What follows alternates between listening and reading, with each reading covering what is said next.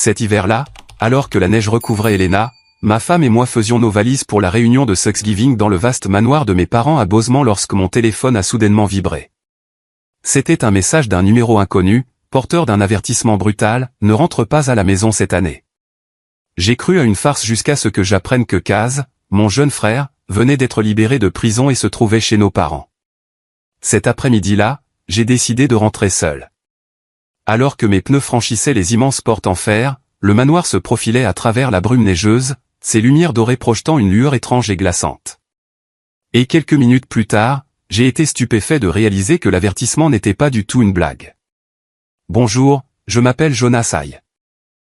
J'ai 34 ans et je vis à Helena, la capitale du Montana, où les montagnes enneigées se dressent en silence comme des géants mélancoliques. De l'extérieur, ma vie peut sembler parfaite. Une petite maison confortable, une femme douce nommée Nathalie, et notre petite fille, Ella, la lumière de ma vie. Mais si vous vous êtes déjà tenu dans un champ de neige immaculée, vous le sauriez. La surface lisse cache souvent de profondes fissures en dessous. Et mon histoire, elle commence avec ces fissures. Je dirige une petite entreprise de construction à Helena. Ce n'est pas une grande entreprise, mais c'est suffisant pour offrir à ma famille une vie stable. Chaque matin, je me réveille, je prépare du café dans notre cuisine en chêne, j'écoute Nathalie fredonner une vieille chanson, et j'entends Ella jacasser à propos du dessin coloré qu'elle a fait. Ce sont les moments que je chéris le plus, ceux qui me font sentir que ma vie a un sens. Mais parfois, au milieu du rire d'Ella ou des regards tendres de Nathalie, je sens un vide s'insinuer dans ma poitrine, un petit creux froid que je n'ai jamais osé affronter de front. J'ai grandi à Bosemont, à quelques heures de route d'Helena, dans une famille que les gens appelaient l'aristocratie du Nord. Le nom Hay avait du poids, respecté mais distant. Mon père, Charles Hay, était le fondateur de Hay Holdings, l'un des plus grands conglomérats immobiliers du Montana. Il était l'incarnation du pouvoir, un homme grand à la voix de pierre, toujours vêtu de costume noir, ne trahissant jamais d'émotion. Ma mère, Lorraine, était l'incarnation de l'élégance, les cheveux parfaitement épinglés, les robes impeccables, mais ses yeux étaient aussi froids que les murs de pierre de notre manoir de Bridge Ridge. Ensemble, ils formaient un couple redoutable, gérant tout comme une machine. L'entreprise, la famille, même leurs propres enfants. Le manoir de Bridge Ridge, où j'ai grandi, était une structure magnifique. Des murs de pierre grise, de hautes fenêtres en verre et des jardins impeccablement entretenus. Mais en entrant, on sentait le froid. Pas le froid de l'air du Montana, mais le froid d'une maison dépourvue de chaleur. Tout devait être parfait. De la façon dont mon jeune frère, Kazin, et moi nous habillions et parlions, à la façon dont nous sourions aux invités de marque. La réputation est tout, disait mon père, et ma mère hochait la tête comme si c'était la seule vérité qui comptait. Kazin, mon frère, de 5 ans mon cadet, était une tempête. Si j'étais le fils obéissant, m'efforçant toujours de plaire à nos parents, Kazin était un feu ardent, refusant d'être dompté. Il était impulsif, défiant, et cherchait toujours à enfreindre les règles que nos parents imposaient. Je me souviens de nos jours d'enfance où j'étais assis au bureau avec des piles de livres pendant que Kaz se faufilait pour grimper sur les collines derrière la maison ou partait sur un vélo volé. « Jonas, tu es toujours comme un robot », riait-il, ses yeux pétillants de malice. Mais je savais au fond de moi qu'il portait une douleur. La douleur d'un enfant élevé dans une maison où l'amour était remplacé par des attentes. Nos parents étaient rarement à la maison. Ils étaient absorbés par les réunions, les fêtes somptueuses et les projets d'expansion de leur empire. Kazin et moi nous débrouillions seuls, chacun à notre manière. J'ai choisi la conformité, m'efforçant d'être le fils modèle qu'il voulait, fréquentant des écoles prestigieuses, obtenant mon diplôme avec mention et entrant dans le monde des affaires. Kaz s'est rebellé. Il a abandonné l'école, s'est empêtré dans des investissements risqués et des affaires louches, et a finalement sombré dans les dettes. « Jonas, tu dois donner l'exemple à ton frère », disait mon père, sa voix lourde de commandement. Je hochais la tête, mais chaque fois que je regardais dans les yeux de Kazin, je le voyais s'éloigner de plus en plus, comme un navire sans ancre. Le fossé entre nous s'est creusé au fil des ans. Kazin s'est toujours senti comparé, étiqueté comme le fils indigne à côté de l'héritier parfait que j'étais. Une fois, lors d'un rare dîner de famille, il a frappé la table et a grogné « Il n'est que ta marionnette, mais je suis l'avenir de la famille Hay ». Ma mère a simplement siroté son vin tandis que mon père le fixait d'un regard glacial. « Non, Kazin, tu n'es qu'une déception. » Puis, quand j'avais 29 ans, tout s'est effondré. Kaz a été arrêté pour fraude financière, détournement de fonds de l'entreprise pour laquelle il travaillait. Le scandale a secoué Bosemont. La presse l'a qualifié de « traître de la famille Aïe » et mes parents l'ont vu comme une tâche indélébile. Cette maison n'a plus de fils comme ça, a déclaré mon père, sa voix inébranlable. J'ai engagé le meilleur avocat que j'ai pu, essayant d'aider Kazin, mais il a refusé de me voir. Lors de notre dernier appel à travers la vitre de la prison, il a seulement dit « Rentre chez toi, Jonas. Ne perds pas ton temps. » Puis il a coupé tout contact. Après cela, j'ai quitté Bosemont. Je ne pouvais plus supporter l'atmosphère étouffante de Bridger Ridge, les regards critiques de l'élite, ou les souvenirs d'une famille qui n'en était jamais vraiment une. J'ai déménagé à Helena, j'ai rencontré Nathalie, et j'ai construit une nouvelle vie. Nathalie était une lumière dans mes ténèbres.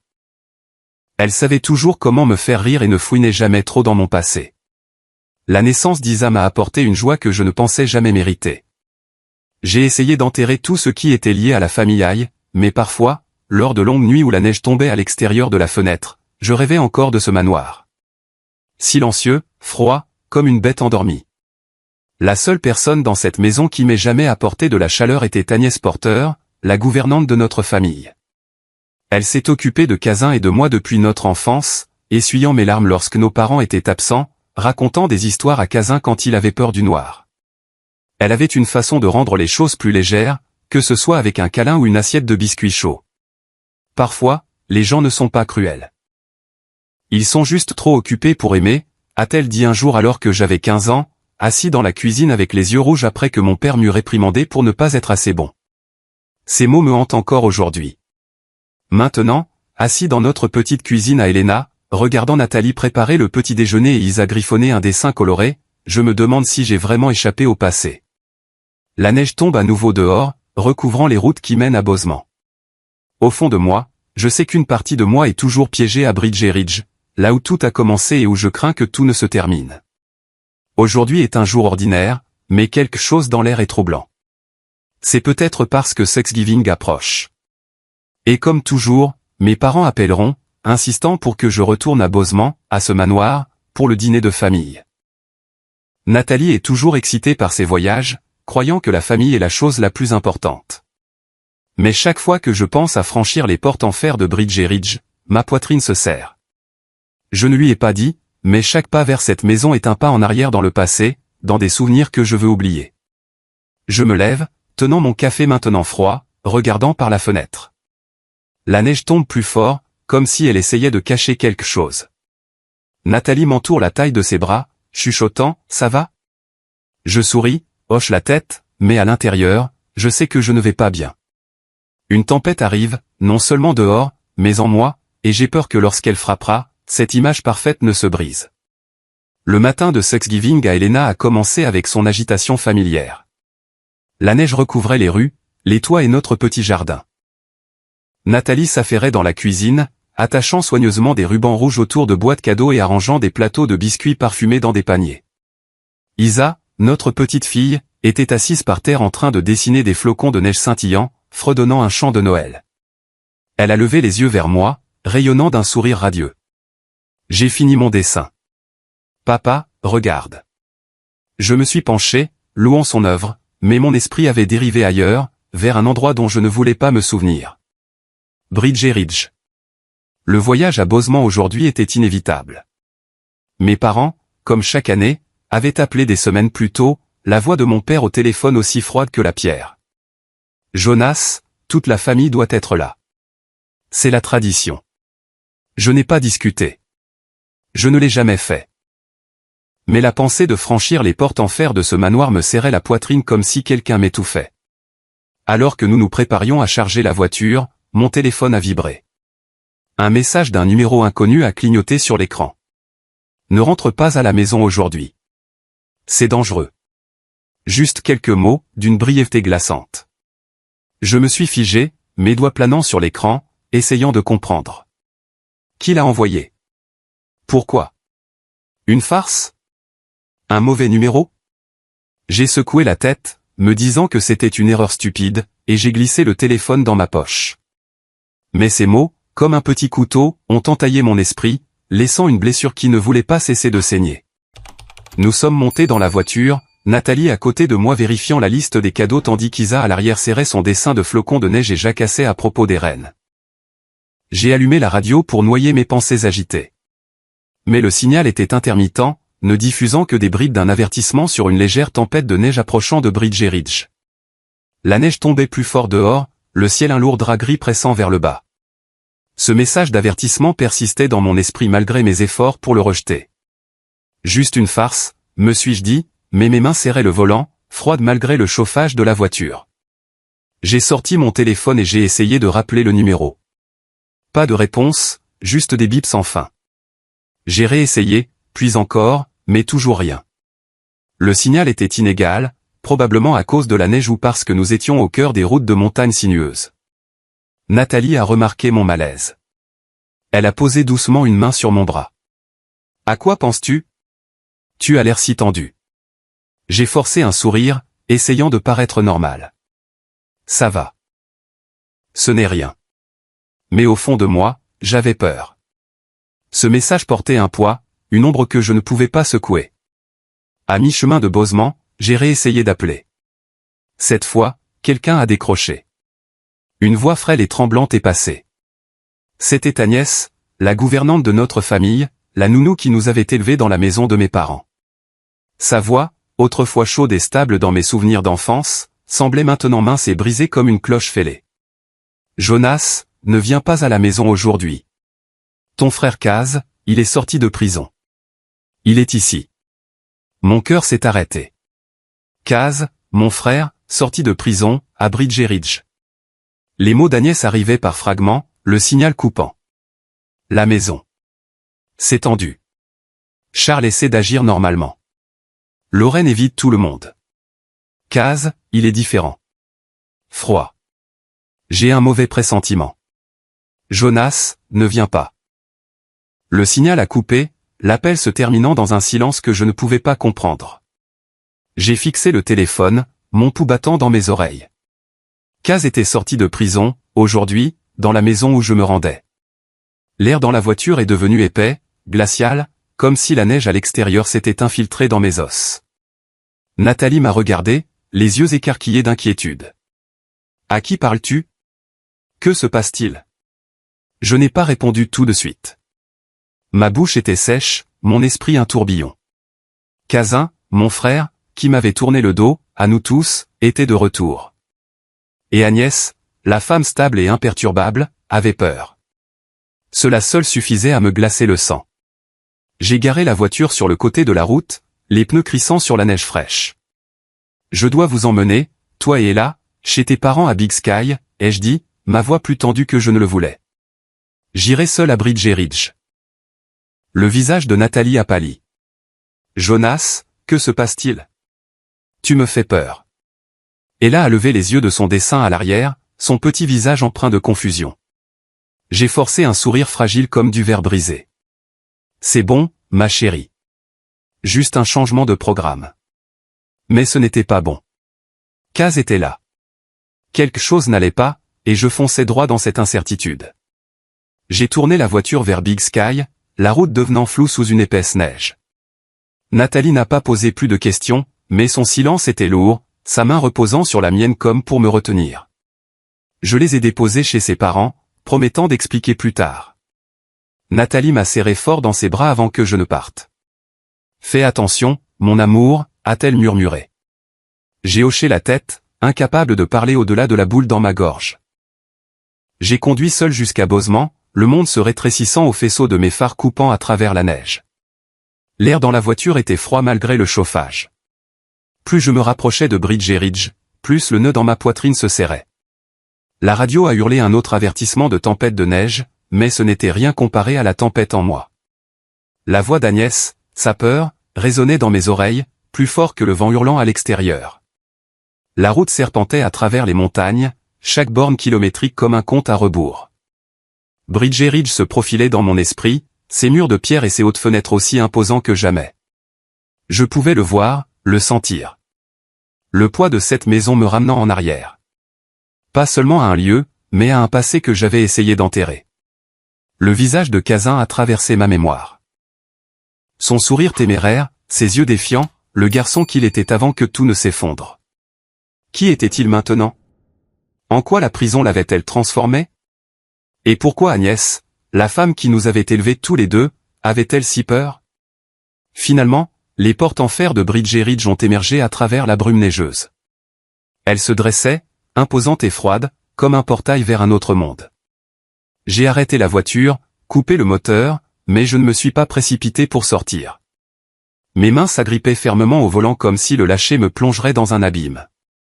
À travers le pare-brise, j'ai vu le manoir, sa lumière dorée se déversant des fenêtres, vacillant comme le souffle d'une bête endormie. Le vent hurlait à travers les pins, transportant un froid glacial.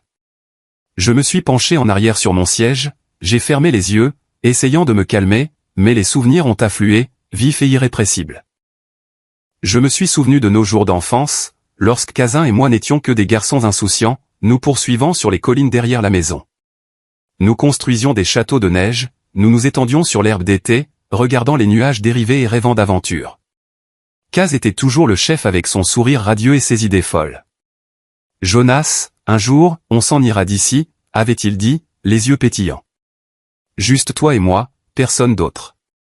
J'avais ri, hoché la tête, mais au fond de moi, je savais que je n'oserais jamais. J'étais l'aîné, éduqué pour obéir, pour donner l'exemple, pour défendre le nom de la famille Aïe. Mais Kazin était différent. Plus il vieillissait, plus il s'éloignait du moule que nos parents avaient fixé. Tandis que je m'enterrais dans les études, m'efforçant de plaire à notre père, Kazin a commencé à fréquenter ce que notre père appelait des délinquants de bas étage. Il était téméraire, semant le trouble. Et chaque fois que notre père le grondait, il se contentait de sourire en coin, les yeux brillants de défi. Il ne me comprend pas, m'a-t-il dit une nuit tardive dans la cuisine faiblement éclairée. Papa veut juste que je sois une autre version de toi. Je voulais dire quelque chose, lui dire que je n'étais pas son ennemi, mais je suis resté silencieux. J'étais toujours silencieux. Les choses ont pris une tournure plus sombre lorsque Kazin a eu 19 ans. Il s'est endetté massivement auprès de personnages louches à Bozeman. Je me souviens encore de la nuit où ils se sont présentés à Bridger Ridge, des hommes en blouson de cuir, leur voix grognant, debout à la porte, exigeant le paiement. Notre père, avec sa résolution de pierre, les a confrontés. Léa ne paie pas les dettes des imbéciles, a-t-il dit, la voix glaciale. Ils ont ricané, lançant un avertissement avant de partir. Vous le regretterez. Kaz n'était pas à la maison cette nuit-là. Il s'était enfui, me laissant, moi et nos parents, gérer les conséquences. J'ai vu notre père debout dans son bureau, les poings serrés, les yeux brûlants de rage. Ce garçon est une honte, a-t-il dit. Et pour la première fois, j'ai vu notre mère pleurer, bien qu'elle ait rapidement essuyé ses larmes comme si les émotions étaient interdites. Le point de rupture est survenu lorsque j'avais 29 ans et que Kazin venait d'avoir 24 ans. Il a été arrêté pour fraude financière, détournement de fonds de l'entreprise pour laquelle il travaillait. Le scandale a secoué Bozeman. La presse a fait les gros titres, le qualifiant de « fils indigne de la famille Aïe ». Nos parents, avec leur froideur caractéristique, l'ont renié, comme si Kazin n'avait jamais fait partie de notre famille. J'ai fait tout ce que j'ai pu, engageant le meilleur avocat pour tenter de réduire sa peine. Mais Kazin a rejeté mon aide.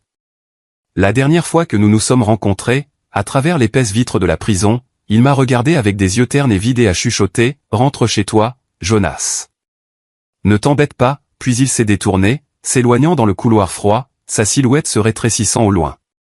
À ce moment-là, j'ai eu l'impression qu'il emportait avec lui le dernier morceau de nos souvenirs communs, me laissant debout dans le noir, incertain de ce que j'avais perdu. J'ai ouvert les yeux brusquement, le souffle court, me ramenant à la réalité. Dehors, la neige continuait de tomber, recouvrant tout d'un linceul blanc et silencieux. Le manoir devant moi ressemblait à une peinture, mais à une peinture de cauchemar. J'ai pris une profonde inspiration, me préparant à ouvrir la portière de la voiture quand soudain, un VUS noir a surgi du terrain du manoir, franchissant la porte. Il a dépassé ma voiture en crissant, disparaissant dans la brume neigeuse. Mon cœur battait la chamade, le sang me montant à la tête. Ce véhicule, il n'appartenait à personne de la famille. Pas à mon père, pas à ma mère, et certainement pas à Agnès. Je suis resté figé, les mains tremblant sur le volant. Une vague appréhension m'a envahi, aussi froide que le vent dehors. Qui venait de quitter la maison? Kazan ou quelqu'un d'autre? Et pourquoi conduisait-il si vite, comme s'il fuyait quelque chose? J'ai fixé la porte ouverte, un sentiment de malaise s'installant. Quelque chose n'allait pas. Je pouvais le sentir, mes instincts comme un animal sauvage sentant le danger approcher. Je voulais faire demi-tour, quitter cet endroit, mais je savais que je ne pouvais pas. Agnès m'avait prévenu, et maintenant je me tenais au seuil de mon passé. Le vent hurlait à travers les pins, transportant l'odeur acre et froide de la neige, et autre chose, métallique, piquante et assez familière pour me serrer le cœur. J'ai appuyé sur l'accélérateur et la voiture a glissé à travers les larges portes en fer ouvertes de Bridge et Ridge, les phares balayant le terrain, illuminant des rangées de pins immobiles comme des ombres fantomatiques. L'air était d'un silence sinistre. J'ai regardé autour de moi, appelant à voix haute, John. Carter. Les deux gardes de sécurité de la famille. Personne n'a répondu. Seul le vent hurlant, comme une mélodie obsédante, résonnait à travers la neige blanche. Je me suis garé devant les marches menant à l'entrée principale et j'ai coupé le moteur. Le silence a tout enveloppé, brisé seulement par les battements de mon cœur dans ma poitrine. Je suis sorti de la voiture, les jambes lourdes comme du plomb. Chaque pas semblait être une bataille contre moi-même, contre la peur qui rongeait mon esprit. Plus je me rapprochais, plus je sentais cette odeur piquante. Ce n'était plus seulement un sentiment. C'était réel, imprégnant l'air, s'infiltrant dans chaque respiration. J'ai monté les marches et c'est là que je les ai vus. Les deux gardes, John et Carter, gisaient affalés près de l'entrée, leur sang tachant les carreaux de pierre glacée. Leurs armes étaient éparpillées comme s'ils n'avaient pas eu le temps de les utiliser. Les yeux de John fixaient le vide tandis que Carter gisait face contre terre, une mare de sang s'étendant sous lui. J'ai reculé, le souffle court, ma main tremblante effleurant la porte. Papa. Maman. Agnès, ai-je murmuré comme si appeler leur nom pouvait rendre tout normal à nouveau. Mais je savais que plus rien n'était normal ici. J'ai poussé la lourde porte d'entrée en bois, qui a grincé de manière inquiétante. À l'intérieur, le hall principal était sombre, éclairé seulement par une faible lueur provenant de la salle à manger, faible comme une bougie sur le point de vaciller. Je suis entré et la scène qui s'offrait à moi m'a laissé figé. La longue table à manger où ma famille s'asseyait autrefois pour des dîners formels et froids était maintenant un désordre chaotique. Des verres à vin brisés jonchaient le sol, le vin rouge se mêlant au sang en d'horribles traînées. La nappe blanche immaculée était tachée de cramoisie, tirée de travers comme si quelqu'un avait lutté désespérément. Les chaises étaient renversées, l'une cassée en deux comme si elle témoignait d'un massacre. Je me suis avancé, les jambes tremblantes, et c'est là que je l'ai vu. Mon père, Charlaille, l'homme qui avait été un symbole de pouvoir, gisait affalé près de la tête de la table, le sang s'échappant de sa poitrine, imbibant son costume noir. Ses yeux étaient grands ouverts mais sans vie, un vide creux où la lumière était autrefois. À proximité, ma mère, Lorraine, était affalée sur une chaise, sa main reposant toujours sur une serviette imbibée de sang. Son visage, toujours calme et contrôlé, était maintenant déformé par l'agonie de ces derniers instants. Je voulais crier, courir vers eux, mais mon corps semblait figé, mon cœur battant comme s'il allait éclater de ma poitrine. Je me suis retourné, mes yeux balayant la pièce à la recherche de tout signe de vie. Près de la porte de la cuisine, deux femmes de chambre gisaient immobiles. L'une, Marie, serrait toujours son téléphone, ses doigts raides sur l'écran comme si elle avait essayé d'appeler à l'aide, mais n'avait pas eu le temps. L'autre, Clara, gisait face contre terre, ses cheveux étalés sur son visage, le sang s'accumulant sur le parquet. J'ai titubé en arrière, le souffle coupé, l'esprit confus. L'odeur de sang, l'odeur âcre de quelque chose de brûlé, et le froid de la maison m'ont saisi comme s'ils essayaient de m'avaler tout entier. C'est alors que je l'ai entendu. Un faible son, comme un léger gémissement, provenant de l'escalier. Une petite lumière du couloir vacillait, luttant pour conserver sa lueur au milieu de l'obscurité. Je me suis dirigé vers elle, chaque pas lourd comme si je marchais dans un cauchemar. Au bas de l'escalier, je l'ai vue. Agnès, la gouvernante qui m'avait élevé, la seule personne qui ait jamais apporté de la chaleur à cette maison, gisait là, haletant, le sang imbibant sa manche. Elle respirait à peine, ses yeux écarquillés de panique, mais remplis de détermination, comme si elle essayait de dire quelque chose. Je me suis agenouillé à côté d'elle, lui saisissant la main, qui était froide comme de la glace. « Agnès, ça va ? Que s'est-il passé ? Ma voix tremblait, se brisant presque. Elle a essayé de bouger les lèvres, mais seuls des sons faibles et décousus en sont sortis. Ses yeux, malgré la douleur, témoignaient d'une urgence désespérée, comme si elle me mettait en garde. J'ai baissé les yeux et mon cœur s'est arrêté. Sur le sol, des empreintes de pas sanglantes s'étendaient d'où elle gisait, menant vers la porte arrière. Une vague d'engourdissement s'est répandue dans mon corps. J'ai reculé, mes mains tachées du sang d'Agnès, mon esprit tournant au milieu des odeurs de sang et de carbonisé. Le VUS noir, les empreintes de pas, le sang. C'étaient des pièces d'un puzzle horrible, mais je ne pouvais pas leur donner de sens. Kazin, aurait-il pu faire ça? Ou était-ce quelqu'un d'autre? Une ombre d'un passé que mon père avait provoqué. Je me suis levé, les jambes tremblantes, les yeux fixés sur la porte arrière où les empreintes de pas disparaissaient dans l'obscurité. Le manoir, autrefois symbole de pouvoir et de prestige, n'était plus qu'un tombeau froid et ensanglanté. Je voulais courir, m'échapper de cet endroit, mais je savais que je ne pouvais pas laisser Agnès. Je ne pouvais pas abandonner la vérité, aussi terrifiante soit-elle. J'ai attrapé mon téléphone, mes mains tremblaient tellement que je l'ai presque fait tomber, mes doigts glissant de sang. J'ai composé le 911, la voix étranglée, chaque mot semblant être arraché de ma gorge. Il y a un meurtre, ai-je chuchoté, luttant pour garder ma voix claire pour l'opérateur de Bridge & Ridge. S'il vous plaît, venez vite. Je ne me souviens pas de ce que j'ai dit d'autre, seulement que lorsque j'ai raccroché, je me suis agenouillé à côté d'Agnès, essayant d'arrêter le saignement de son épaule. Le sang imbibait sa manche, chaud et collant, s'infiltrant à travers mes doigts. Tenez bon, Agnès, ai-je chuchoté, la voix tremblante. Les secours arrivent. Mais ses yeux, bien que frénétiques, semblaient dériver quelque part au loin, au-delà de moi, au-delà de cette maison. Je ne sais pas combien de temps je suis resté agenouillé là, seulement que le hurlement des sirènes de la police et des ambulances a soudainement percé la neige silencieuse, les gyrophares rouges et bleus se reflétant sur la neige blanche, tachant le terrain de couleurs chaotiques, comme si le cauchemar lui-même éclatait en flammes. La police a envahi les lieux, leurs pas urgents, leurs voix vives et rapides. Un officier m'a éloigné d'Agnès, me tirant presque sur mes pieds. « Vous devez sortir » a-t-il dit, son ton ferme mais non sans empathie. On m'a drapé une couverture sur les épaules, mais le froid en moi n'était pas quelque chose qu'une couverture pouvait chasser. Je suis resté dans la cour, les yeux vides, fixant le manoir d'où la lumière dorée se déversait encore des fenêtres, comme si rien ne s'était passé. Les ambulanciers se sont précipités avec des brancards. Je les ai entendus crier, s'interpeller, mais tout cela semblait provenir d'un autre monde. Agnès a été placée sur un brancard, son visage d'une pâleur mortelle, sa respiration superficielle. État critique, a dit un ambulancier, la voix urgente. Nous devons l'emmener à l'hôpital maintenant. Je voulais courir après elle, lui tenir la main à nouveau, mais mes pieds semblaient cloués au sol. La police a bouclé la scène, du ruban jaune s'étendant à travers la porte et les marches où le sang des deux gardes stagnait encore, commençant maintenant à geler sous une fine couche de neige. Un officier d'âge mûr au visage sévère m'a demandé de tout raconter.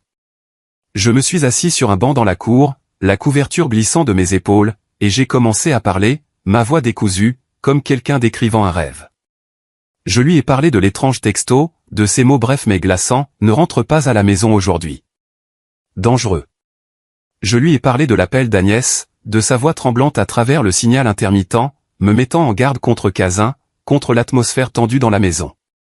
Et je lui ai parlé du VUS noir qui a franchi la porte à toute vitesse et a disparu dans la neige comme un fantôme. L'officier prenait des notes, ses yeux vifs, ne manquant aucun détail. Mais j'ai senti son regard, comme s'il m'évaluait, comme si je faisais partie de cet horrible puzzle. Les équipes de la police scientifique sont arrivées, apportant avec elles l'odeur de produits chimiques et le professionnalisme détaché de ceux habitués à la mort. Ils ont examiné la scène avec des pas prudents, leur voix basse, comme s'ils hésitaient à déranger les esprits qui rôdaient. L'un s'est tourné vers l'officier et a dit « 6 victimes. Toutes décédées, sauf la femme âgée. Elle a été emmenée aux urgences. 6 victimes. Mon père, Charlaille, l'homme qui ne s'est jamais incliné. Ma mère, Lorraine, avec sa façade toujours parfaite. Les deux gardes, John et Carter, des visages que je connaissais depuis l'enfance. Et les deux femmes de chambre, Marie et Clara, des innocentes prises dans cette tempête. Je voulais crier, demander pourquoi, mais ma bouche était sèche, ne parvenant qu'à un faible gémissement.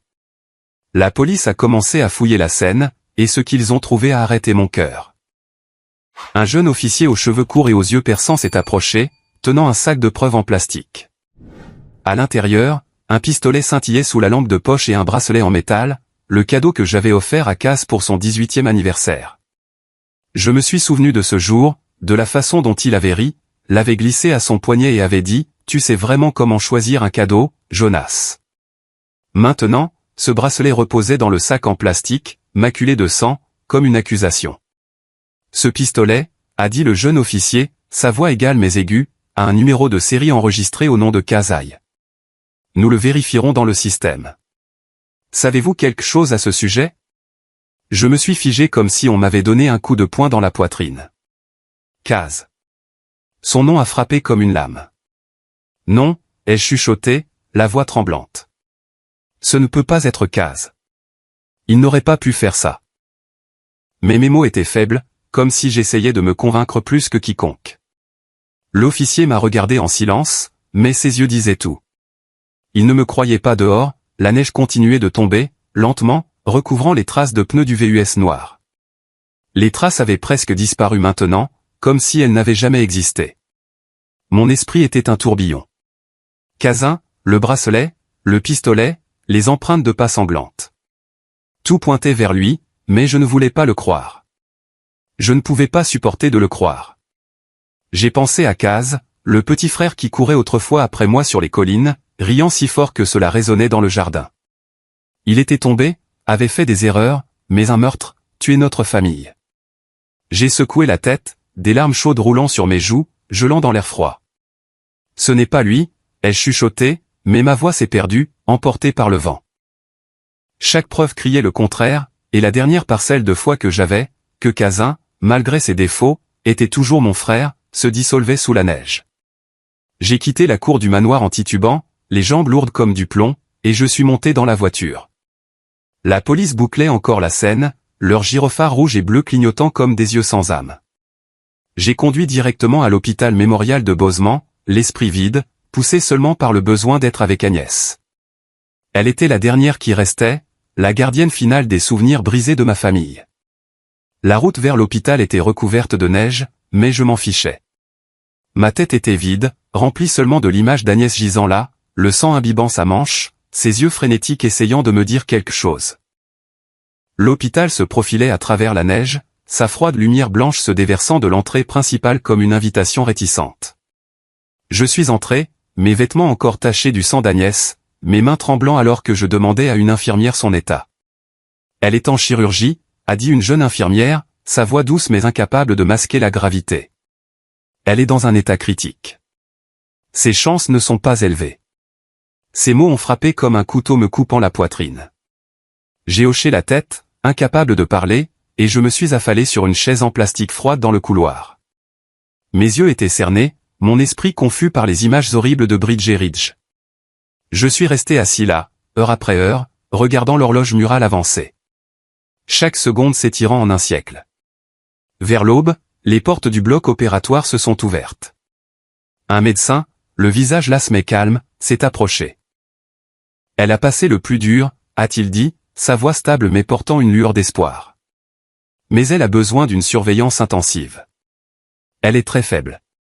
J'ai baissé la tête, des larmes tombant silencieusement sur le sol. Je ne savais pas si je pleurais de soulagement ou de la douleur qui écrasait encore mon cœur. Merci, ai-je chuchoté, la voix étranglée. Le médecin a hoché la tête et s'est éloigné, me laissant avec le lourd silence du couloir de l'hôpital.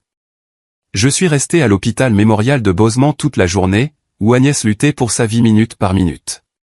Cet après-midi-là, alors que la lumière du soleil s'estompait sur les montagnes à l'extérieur de la fenêtre, mon téléphone a vibré. C'était Nathalie. Sa voix est passée, douce mais empreinte d'inquiétude, comme si elle sentait l'obscurité qui s'accrochait à moi sans savoir ce qui s'était passé. « Jonas, ça va ? Que se passe-t-il à Bosemont ?» a-t-elle demandé, sa voix tremblante, retenant son malaise. J'ai serré le téléphone fermement et j'ai forcé un sourire, bien qu'elle ne puisse pas le voir. « Tout va bien, mon amour, » ai-je dit, en essayant de paraître calme. Juste quelques problèmes mineurs. Je dois rester quelques jours. Je savais que je mentais, mais je ne pouvais pas laisser Nathalie et Ella être entraînées dans ce cauchemar. Je ne voulais pas qu'elle sache que Kazin, mon frère, qu'elle avait rencontré dans des jours lointains et plus heureux, était devenu un meurtrier. Que toute ma famille avait été anéantie en une nuit ensanglantée. Je voulais la protéger, ne serait-ce que pour quelques jours, jusqu'à ce que je puisse rassembler la force d'affronter la vérité et de tout lui dire. Dans les jours qui ont suivi, j'ai pris la relève des infirmières pour m'occuper d'Agnès. Assis à son chevet, j'essuyais la sueur de son front, lui tenais la main frêle chaque fois qu'elle gémissait dans son sommeil. La lumière froide de la fenêtre projetait des ombres sur son visage, gravées par les années qu'elle avait endurées, la femme qui avait élevé Kazin et moi, qui essuyait nos larmes quand nos parents étaient trop occupés par la gloire et le pouvoir. Maintenant, elle était la seule qui restait, et je ne pouvais pas supporter l'idée de la perdre à nouveau. 3 jours plus tard, Agnès s'est réveillée. J'étais assis près de son lit, les yeux rouges de nuit blanche, quand elle a bougé. Ses yeux se sont ouverts, faibles mais vifs, comme si sa volonté de survivre était plus forte que la mort elle-même. « Jonas » a-t-elle murmuré, sa voix aussi fine que le vent. J'ai serré sa main, les larmes montant à nouveau. « Ça va, Agnès. Tu es en sécurité maintenant. » Mais ses yeux racontaient une autre histoire, une douleur profonde et inexprimée, pas seulement due à la blessure à son épaule. La porte s'est ouverte brusquement. 2 policiers sont entrés, apportant avec eux l'odeur froide du couloir de l'hôpital. L'un en civil tenait un carnet. L'autre avait un signe en or qui scintillait dans sa poche. « Nous devons prendre la déposition de Madame Agnès Wells », a dit doucement l'officier, son ton poli mais ferme. Je me suis levé, m'écartant, le cœur battant la chamade. Sa voix était hésitante, frêle comme une bougie vacillante, alors qu'elle racontait la nuit. Kazin était retourné à Bridge avec une bouteille de vin et une grande enveloppe. Le dîner a commencé en silence, l'air lourd comme avant une tempête. Mon père, Charles, était assis en bout de table, essayant d'agir normalement, mais ses yeux étaient froids, distants. Ma mère, Lorraine, regardait à peine Kazin, sirotant son vin et évitant son regard. Kaz est resté silencieux pendant la majeure partie du repas, mais ses yeux, a dit Agnès, étaient froids comme de la glace, pas le garçon qu'il était. Puis Kazin a parlé. Il a dit que pendant qu'il était en prison, l'avocat Harold Pritchard lui avait envoyé une copie d'un Nouveau Testament, à la demande expresse de Charles, qui le déshéritait du patrimoine familial. Pourquoi, a-t-il demandé, la voix tremblant de colère et de douleur. Mon père a répondu, froid comme la pierre. Parce que tu as choisi ton propre chemin, l'air dans la pièce est devenu étouffant, comme si tout l'oxygène avait été aspiré. Agnès se tenait près de la porte de la cuisine, sentant la tension, mais impuissante à agir. Puis mon père a porté le coup de grâce, comme une lame tranchante. C'est fait. Kaz a craqué. Il a brisé un verre de vin, des éclats se dispersant sur la table. Agnès a entendu des coups de feu, vifs et assourdissants. Lorraine s'est jetée en avant, essayant d'intervenir, mais s'est effondrée instantanément, le sang tachant sa robe blanche. Agnès a été blessée à l'épaule, tombant dans le chaos et s'évanouissant avant de pouvoir voir ce qui s'est passé ensuite. Quand elle a repris connaissance, Kazin était parti. Elle s'est arrêtée, sa respiration s'estompant. L'officier griffonnait rapidement, ne disant rien, me jetant un bref coup d'œil, un regard lourd comme de la pierre. Ses paroles étaient un autre couteau qui s'enfonçait profondément dans mon cœur. Je suis resté assis là, lui tenant la main, l'esprit confus. Kazin, mon frère, le garçon qui partageait autrefois des rêves d'enfance avec moi, maintenant un meurtrier. Je ne voulais pas le croire, mais le récit d'Agnès correspondait à la scène, le verre brisé, le sang, et le bracelet en métal que je lui avais donné, maintenant taché de sang dans le sac de preuves de la police. La police a agi rapidement. Une chasse à l'homme a été lancée dans tout l'État. Le nom de Kazin y est apparu sur toutes les chaînes d'information, accompagné d'avertissements, armé et dangereux. Je me suis assis dans la salle d'attente de l'hôpital, regardant son visage à l'écran, décharné et les yeux creux. La presse l'a surnommé « l'héritier déshérité », transformant notre tragédie familiale en une histoire sensationnelle. J'ai éteint la télévision, incapable de le supporter, mais l'image était gravée dans mon esprit. La nuit est tombée et j'ai quitté l'hôpital, conduisant sans but à travers Bosemont. Je suis passé par les vieilles rues, des endroits liés à mon enfance et à celle de Kazin. Le parc où nous jouions, le café où il séchait les cours pour retrouver des amis, la petite rivière où nous faisions des ricochets, comptant lequel allait le plus loin. Chaque endroit était un morceau de mémoire, mais maintenant il n'apportait que de la douleur. J'étais partagé entre deux émotions, vouloir qu'on l'attrape pour que justice soit faite, et redouter que, lorsqu'il le serait, je perde la dernière famille qu'il me restait. Vers l'aube, je me suis arrêté près de la rivière, maintenant gelée et saupoudrée d'une fine neige. Je suis sorti, laissant le froid m'envahir, regardant la neige tomber en silence. Si je n'étais pas parti ce jour-là, me suis-je demandé, ma voix se perdant dans le vent. Les choses auraient-elles été différentes? Si j'étais resté, si j'avais essayé de tirer Kazin des ténèbres, serait-il devenu ça? Ma famille se serait-elle brisée comme elle l'a fait maintenant? La neige est tombée, enterrant chaque réponse, me laissant avec un vide et des questions qui ne seraient jamais résolues. Une semaine après le massacre, je me suis tenu devant l'ancienne église Saint-Augustin où ont eu lieu les funérailles de mes parents. Bosement était d'un froid glacial, la neige tombait drue, recouvrant les toits et la route menant à l'église.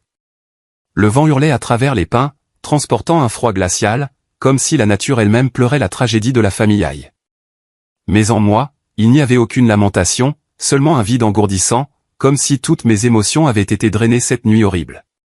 L'église était bondée. La famille élargie des Aïe, des visages que je n'avais vus qu'une poignée de fois dans ma vie, était assise au premier rang, la tête baissée dans une fausse solennité. Les partenaires commerciaux, les actionnaires de Aïe Holdings et les connaissances de mes parents étaient là, non pas pour pleurer, mais pour maintenir les apparences, pour prouver qu'ils appartenaient toujours au monde glamour que ma famille représentait autrefois. Les médias rôdaient à l'extérieur, leurs caméras comme des vautours, prêts à capturer tout moment qui pourrait se vendre. Nathalie et Ella étaient arrivées à Bosement ce matin-là, malgré mes tentatives de les convaincre de rester à Big Sky. Nathalie a insisté sur le fait qu'elle voulait être à mes côtés, que la famille devait affronter cette douleur ensemble. Ella, ma fille de 7 ans, s'accrochait fermement à la main de sa mère, ses grands yeux scrutant l'atmosphère lourde avec confusion. « Papa, où sont passés grand-mère et grand-père » a-t-elle demandé, sa petite voix si innocente qu'elle m'a transpercé le cœur. Je n'ai pas pu répondre, j'ai seulement caressé sa tête et je me suis détourné, craignant que mes yeux ne trahissent une vérité qu'elle n'était pas prête à comprendre. Je me suis tenu seul devant 2 cercueils drapés de fleurs blanches, placés au centre de l'église. Mon père, Charles Aïe, l'homme qui avait été un symbole de pouvoir, gisait là, immobile, son visage figé dans une sévérité finale. Ma mère, Lorraine, dont l'élégance ne s'était jamais fanée, n'était plus qu'une ombre silencieuse. Je les ai regardés, cherchant une trace de chaleur, un souvenir de l'époque où nous étions une famille. Mais tout ce que j'ai trouvé, c'est de la froideur. Personne dans l'église ne pleurait. Pas un sanglot, pas une larme. Les funérailles étaient grandioses, empreintes de rituels, mais froides et distantes. Nathalie s'est approchée de moi, posant une main sur mon épaule, douce mais ferme. « Ça va » a-t-elle murmuré, sa voix pleine d'inquiétude. J'ai hoché légèrement la tête, mais je ne l'ai pas regardée. Je ne pouvais pas. Si je croisais le regard de Nathalie, je craignais de m'effondrer, de laisser tout ce que je retenais se déverser. Je suis juste resté là, les yeux fixés sur les cercueils, ayant l'impression de me tenir devant un abîme. Les flashs des appareils photo de la presse crépitaient sans relâche, aveuglant et envahissant. Ils me photographiaient. Le dernier héritier survivant de Aïe Holdings, comme il m'appelait. Chaque clic de l'obturateur était comme un couteau, entaillant l'intimité que j'essayais de protéger. Nathalie a rapidement éloigné Isa, la protégeant des regards indiscrets et des objectifs avides. « Ne regarde pas, ma chérie » a-t-elle murmuré, tenant Isa près d'elle. Je voulais la remercier, lui dire à quel point j'étais reconnaissant qu'elle protège notre fille, mais ma gorge était serrée, incapable de former des mots. Après la cérémonie, j'ai emmené Nathalie et Isa à l'hôtel. La neige continuait de tomber, recouvrant la route, estompant leurs silhouettes alors qu'elles entraient dans le bâtiment. « Je ramènerai Isa à Elena demain matin » a dit Nathalie, sa voix résolue, mais ses yeux remplis d'inquiétude. « Tu as besoin de temps, Jonas, mais ne te perds pas » j'ai hoché la tête, la serrant dans mes bras, ainsi qu'Isa, une dernière fois avant de me détourner. Alors que leurs silhouettes s'estompaient dans la brume neigeuse, un vide écrasant m'a enveloppé, comme si j'avais laissé une partie de moi-même derrière. Je suis retourné voir Harold Pritchard, l'avocat de la famille, qui m'avait contacté plus tôt dans son petit mais élégant bureau du centre-ville de Bosement. Il était assis derrière son bureau, ses cheveux argentés et ses yeux vifs, ceux d'un homme habitué aux moments qui changent les destins. « Jonas » a-t-il dit, la voix basse. Nous devons discuter du testament. Il a produit une enveloppe scellée, son seau de cire rouge se détachant sur le papier blanc. Je me suis assis, les poings serrés, ayant l'impression de me préparer à affronter un verdict. Il a ouvert l'enveloppe et a lu à voix haute. Le dernier testament de mes parents. L'intégralité de la succession, le manoir de Bridgeridge, les actions de High Holdings, les comptes bancaires, tout m'a été transféré, à moi, Jonas High, à la condition que je maintienne l'entreprise pendant au moins 5 ans. Le nom de Kaz a été complètement omis, comme s'il n'avait jamais existé. Je suis resté figé, le papier dans la main de Pritchard tremblant alors que je le prenais, comme s'il pesait plus que les 2 cercueils dans l'église. Ce testament a été signé juste une semaine avant Thanksgiving, a dit Pritchard, sa voix égale. Quand Kaz était encore en prison. Ces mots ont frappé comme un coup. Une semaine avant Thanksgiving, alors que Kaz était encore derrière les barreaux, mes parents avaient choisi de l'effacer, coupant leur dernier lien avec lui. J'ai pensé au récit d'Agnès sur Kaz voyant la copie du testament, à sa rage cette nuit horrible. Ce testament, le rejet final de nos parents, aurait-il pu le pousser à la limite? J'ai regardé par la fenêtre où la neige tombait plus épaisse, recouvrant le monde. Tout cela ressemblait à une cruelle ironie. Mes parents m'ont tout laissé. Richesse, pouvoir, réputation, mais pas de paix. 3 semaines après le massacre, je vivais comme une ombre. Chaque jour, je retournais à l'hôpital, m'asseyant aux côtés d'Agnès, lui tenant la main, espérant que sa guérison comblerait le vide qui déchirait mon cœur. Mais rien ne pouvait effacer l'image du manoir de Bridgeridge, où le sang et les souvenirs se fondaient en un cauchemar sans fin. J'évitais les journaux, évitais les nouvelles, mais l'histoire de la famille High se répandait partout comme une marée noire qu'on ne pouvait contenir. Puis, un après-midi glacial, alors que j'étais assis dans la salle d'attente de l'hôpital, mon téléphone a vibré. Un policier a appelé, sa voix sèche mais urgente. Nous avons trouvé le VUS noir dans une forêt près de la frontière de l'Idaho. Mon cœur battait la chamade, comme s'il avait été arraché de ma poitrine. Le VUS noir, celui qui m'avait dépassé à toute vitesse cette nuit horrible, avait été abandonné, une trace du crime. Ils ont trouvé des empreintes digitales à l'intérieur, des échantillons de sang correspondant à la scène et quelque chose qui m'a laissé figé. Une vieille photo de Kazin et moi enfant, debout sur la colline de Bridgeridge, souriant vivement sous le soleil d'été.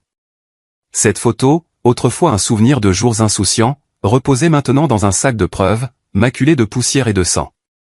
Ce soir-là, Kazin a été arrêté. Ils l'ont trouvé dans une station-service à 40 miles de la forêt, épuisé, les vêtements en lambeaux, sans armes sur lui. La nouvelle s'est répandue comme une traînée de poudre, dominant toutes les chaînes de télévision. Je me suis assis dans ma chambre d'hôtel, regardant l'image de Kazin à l'écran, menotté, escorté à travers une foule de journalistes. Ses yeux n'étaient pas remplis de la haine que j'attendais. Ils étaient vides, creux, comme ceux d'un homme qui avait tout perdu.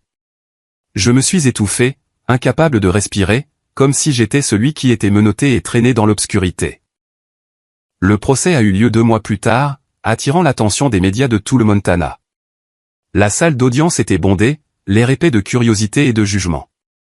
Je me suis assis au dernier rang, essayant de me fondre dans la masse pour échapper aux regards indiscrets de la presse. Agnès, partiellement rétablie, a été amenée comme témoin. Elle est entrée, ses pas frêles, mais ses yeux résolus. Son témoignage, mot pour mot, correspondait à la scène. Le verre de vin brisé, les coups de feu, et l'image de Kazin aux yeux froids, sortant une arme dans un accès de rage. Chaque mot d'Agnès était comme un couteau coupant l'espoir fragile que Kazin était innocent. Kaz était assis sur le banc des accusés, décharné et hagard, ses cheveux en désordre, ses yeux enfoncés. Il ne m'a pas regardé, n'a regardé personne. Tout au long du procès, il est resté silencieux comme une statue de pierre, ne parlant qu'une seule fois lorsqu'on l'a interrogé. J'ai tout perdu il y a longtemps. Sa voix était calme, mais portait une douleur que je ne pouvais pas atteindre. La salle d'audience est tombée dans le silence. Le seul son, le grattement de la plume du juge signant le verdict. Prison à vie, sans libération conditionnelle, pour meurtre au 1er degré. Ce coup de plume a retenti, aussi vif que les coups de feu de cette nuit de Thanksgiving. Je suis resté assis là, ne sachant pas si ma douleur était pour mes parents ou pour Kazin lui-même. Mes parents, avec toute leur sévérité et leur froideur, étaient morts dans le sang. Mais Kazin, mon frère, la lumière de mes jours d'enfance les plus sombres, était maintenant un prisonnier, abandonné par le monde. Je voulais crier, demander pourquoi, mais je suis juste resté assis là, impuissant, le regardant être emmené, ses menottes scintillant sous les lumières de la salle d'audience. Une semaine plus tard, je suis allé à la prison d'État de Deer Lodge pour voir Kazin une dernière fois. Je ne savais pas à quoi m'attendre.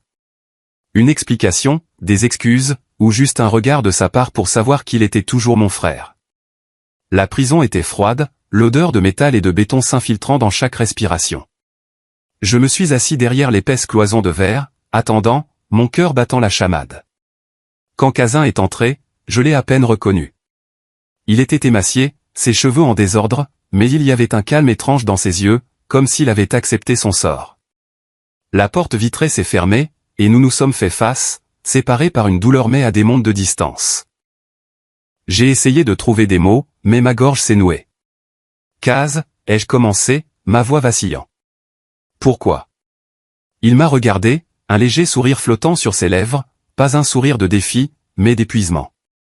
Tu ne comprendrais pas, Jonas, a-t-il dit lentement, sa voix basse comme un murmure.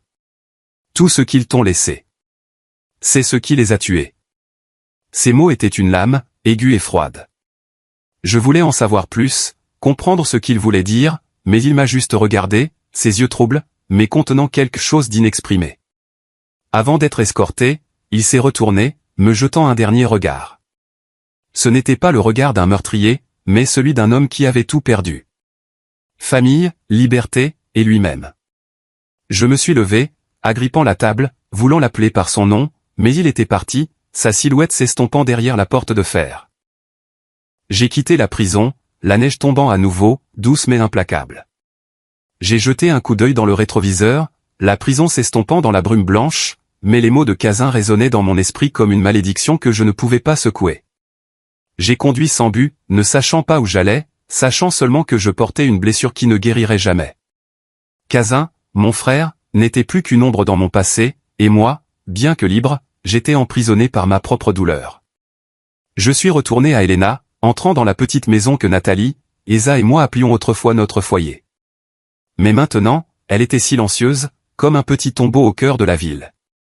Nathalie et Esa étaient parties, allées chez ses parents pour échapper aux médias implacables, aux caméras perçantes et aux questions indiscrètes qui nous harcelaient. Je ne lui en voulais pas. Je voulais qu'elle soit en sécurité, qu'elle vive dans la lumière, à l'abri des ténèbres de la famillaille. Mais leur absence rendait la maison froide. Chaque coin résonnait du rire d'Ella, du doux chant de Nathalie et des moments fugaces de paix que je pensais autrefois durer éternellement. Je vivais reclus, les portes fermées à double tour, mon téléphone en mode silencieux. La presse appelait sans cesse, proposant des interviews, voulant que je raconte l'histoire du dernier héritier de High Holdings. Mais je les ai tous refusés. Je ne voulais pas faire partie du spectacle qu'ils étaient en train de monter. Je ne voulais pas que la douleur de ma famille soit transformée en gros titres sensationnels. J'ai limité mes contacts avec le monde extérieur, ne quittant la maison que pour rendre visite à Agnès à l'hôpital, la seule personne qui était devenue ma seule ancre. Elle se remettait, mais chaque fois que je regardais dans ses yeux, j'y voyais une profonde tristesse, comme si elle aussi portait des blessures qui ne guériraient jamais. Le testament de mes parents a pris effet. L'intégralité de la succession, le manoir de Bridge Ridge, les actions de High Holdings, les comptes bancaires, a été transféré à mon nom. L'immense richesse, le pouvoir et la réputation que mes parents avaient passé leur vie à construire reposaient maintenant entre mes mains. Mais cela ressemblait à un fardeau, une cage invisible. Je ne voulais pas le garder. J'ai vendu la plupart des actions de l'entreprise, n'en conservant qu'une petite partie pour remplir la condition du testament de maintenir les opérations. Les produits de la vente, je les ai donnés à un fonds pour les enfants orphelins du Montana. Je ne savais pas pourquoi je l'avais fait, seulement que cela ressemblait à une façon d'expier. Pas pour mes parents, pas pour Kazin, mais pour moi-même, celui qui était resté silencieux alors que tout commençait à s'effondrer. 4 mois après le massacre, la police m'a rendu le manoir de Bridge Ridge.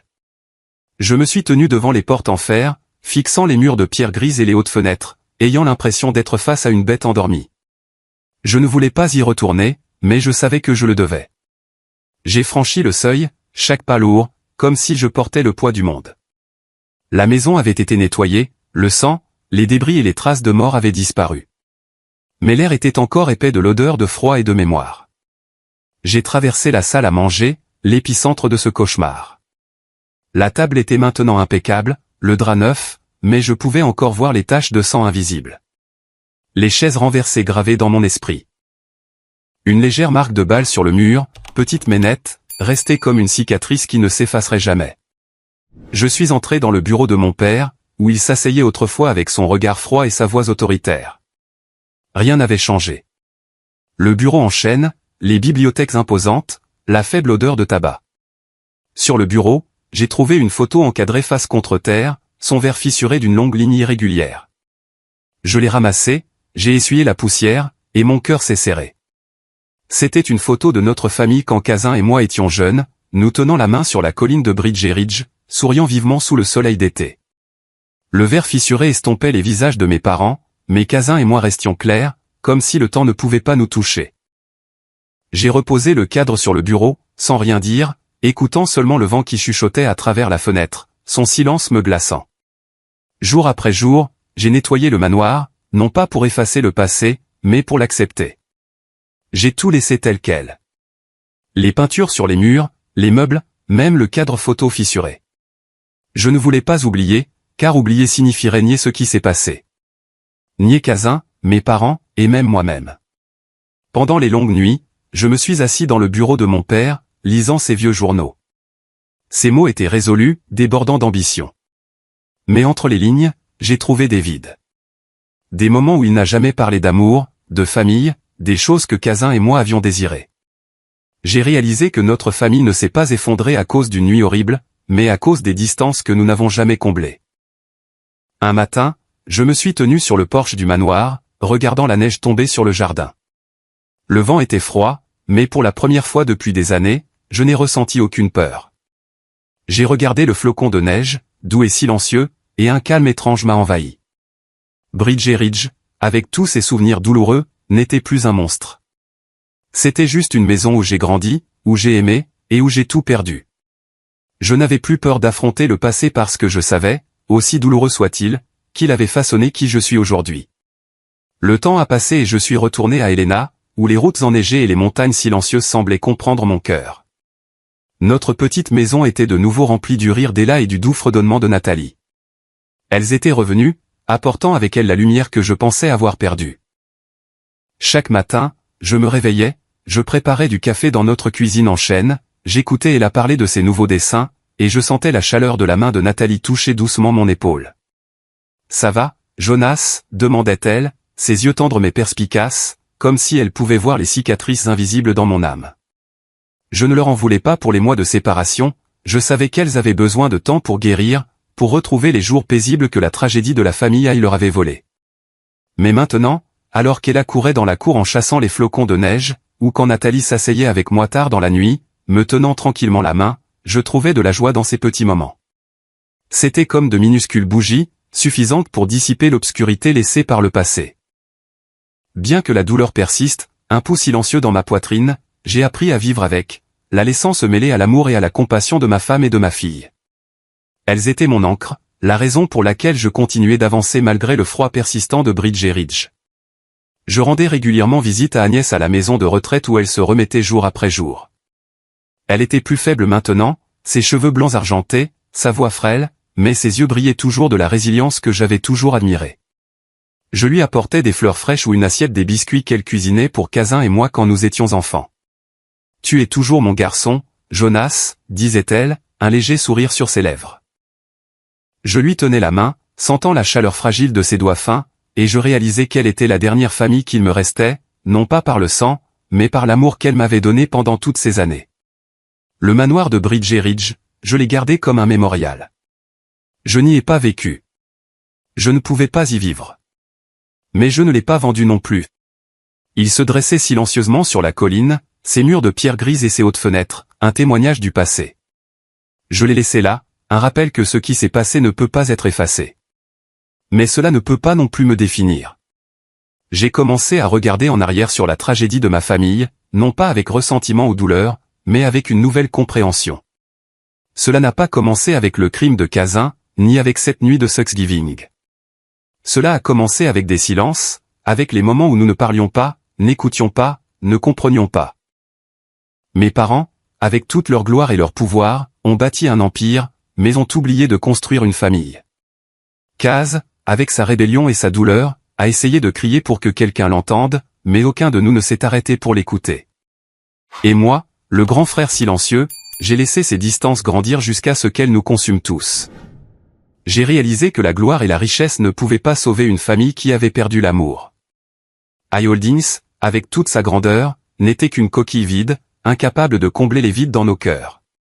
J'ai regardé le testament, l'argent et les actions que mes parents avaient laissés derrière eux, et j'ai vu qu'ils ne signifiaient rien sans quelqu'un avec qui les partager. J'ai commencé à apprendre le pardon, non seulement pour Kazin, qui a causé la tragédie, non seulement pour mes parents, qui nous ont poussés dans les ténèbres, mais pour moi-même, qui était resté silencieux trop longtemps. Un jour, je me suis assis et j'ai commencé à écrire. Non pas pour justifier, non pas pour me vanter, mais pour raconter notre histoire. La mienne, celle de Kazin, celle de la famille Aïe. J'ai écrit sur les jours à Bridge Ridge, les sourires et les larmes, les erreurs et les choses que nous n'avons jamais pu réparer. J'ai écrit pour avertir, pour exhorter ceux qui poursuivent la gloire à faire une pause et à regarder les êtres chers à leur côté avant qu'il ne soit trop tard. Ce mémoire n'était pas une explication, mais un rappel que la famille n'est pas l'argent ou le prestige, mais les moments que nous partageons, aussi petits soient-ils. J'ai commencé à m'impliquer dans la communauté, à parler aux jeunes à risque, des jeunes qui vacillaient au bord de la lumière et des ténèbres comme Kazin l'avait fait autrefois. J'ai partagé l'histoire de mon frère, non pas pour juger, mais pour leur montrer où ce chemin mène. J'ai regardé dans leurs yeux, pleins de colère, de peur et d'espoir, et j'ai vu Kazin en eux. Je n'ai pas pu sauver mon frère, mais j'espérais empêcher quelqu'un d'autre de suivre ses traces. La douleur n'a jamais disparu. Elle persistait, une cicatrice sur ma poitrine, douloureuse chaque fois que je pensais à Kazin, à mes parents, ou à ceux qui avaient été perdus. Mais j'ai appris à vivre avec, sans la laisser me consumer. J'ai appris à me lever chaque jour, à sortir, et à trouver un sens dans les petites choses. Le sourire d'Isa, les conseils de Nathalie, la main d'Agnès dans la mienne. Elle m'a dit un jour, lors d'un après-midi tranquille à la maison de retraite, chaque personne laisse 2 héritages, Jonas. L'un dans un coffre-fort et l'autre dans le cœur des autres. J'ai choisi le second. Enfin, un matin tôt, je me suis tenu devant notre petite maison à Helena, regardant la neige tomber sur le toit. Les flocons se posaient doucement, recouvrant le monde comme pour apaiser chaque blessure. J'ai réalisé que le bonheur ne vient pas d'être pardonné, mais de savoir comment pardonner, même à ceux qui m'ont le plus blessé. J'ai pardonné à Kazin, non pas parce qu'il le méritait, mais parce que j'avais besoin de lâcher prise. J'ai pardonné à mes parents parce qu'eux aussi, bien que froids, n'étaient que des humains avec leurs propres erreurs. Et je me suis pardonné à moi-même de ne pas avoir été assez fort pour arrêter la tragédie. Je me suis tenu dans la lumière du matin, les poings serrés, les yeux calmes. Le vent froid a soufflé, mais je n'ai pas frissonné. La tempête en moi s'était arrêtée. Le cycle de la douleur s'est enfin refermé. Je savais qu'il y aurait encore des jours difficiles à venir, mais je savais aussi que j'étais prêt, non pas à oublier, mais à continuer à vivre avec tout ce que le passé m'avait appris.